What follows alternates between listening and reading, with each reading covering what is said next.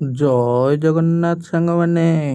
ତ ମୁଁ ଗାଧେଇ ପାଧେଇ ଆସି ତଳକୁ ଯାଇଥିଲି ଖାଇବାକୁ। ଗଲାବେଳକୁ ମୋର ଖାଇବା ବଢ଼ା ହେଇକି ଥୁଆ ହେଇଥିଲା। ଦେଖିପାରୁଥିବେ ରୁଟିକୁ ଆମର ଯେଉଁ ସୋୟାବିନ୍ ବଡ଼ି ଯେଉଁ ସେଇଟା ଟିକେ ଫ୍ରାଏ ଭଳିଆ ହେଇଥିଲା।